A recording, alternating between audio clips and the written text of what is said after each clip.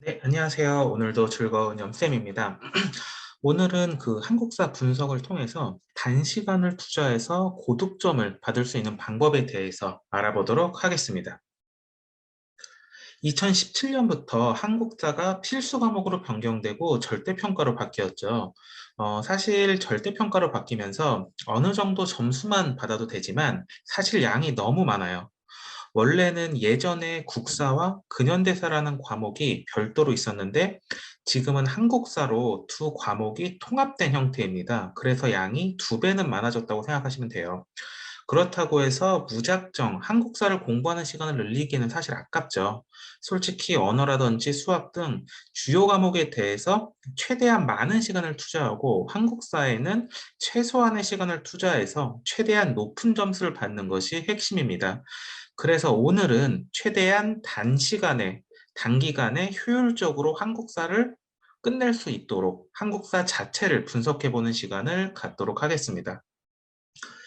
지금 보시는 표는 2017년 한국사가 필수 과목으로 변경된 이후부터 이번에 2021년 수능까지를 표로 정리한 것인데요.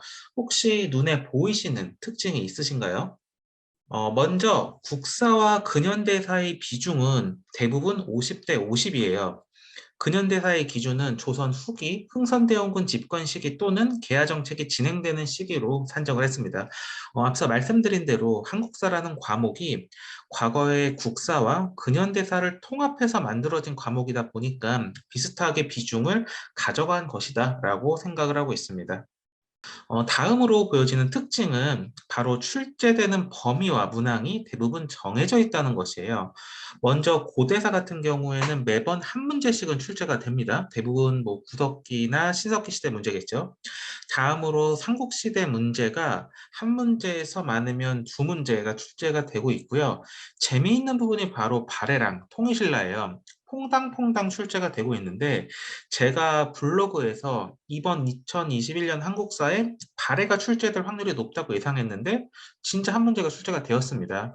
아마 이 다음 수능이죠. 2022년 수능에서는 통일신라 쪽에서 또 문제가 출제되지 않을까 가능성이 높다고 생각을 하고 있습니다. 또한 고려시대와 조선시대에서 약 3문제에서 4문제 정도 출제가 되고 있고요.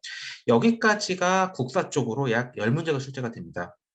그리고 개하기부터 일제강점기 전까지가 약 3문제, 그리고 일제강점기가 대략 3문제에서 4문제, 현대사도 동일하게 3문제에서 4문제가 출제가 됩니다.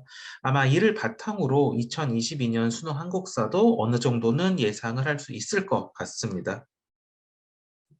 마지막으로 대부분 문제가 시기 순서대로 나온다는 점이에요. 즉, 조선시대 문제가 나오고 뜬금없이 삼국시대 문제가 다음에 나오지는 않는다는 것이죠. 자, 그러면 바로 정리 들어가도록 하겠습니다. 먼저 국사와 근현대 사이 비중은 거의 5대 5다. 그리고 출제자는 범위와 문항의 개수가 어느 정도 정해져 있다는 부분. 마지막으로 대부분 시기 순서대로 나온다는 점입니다.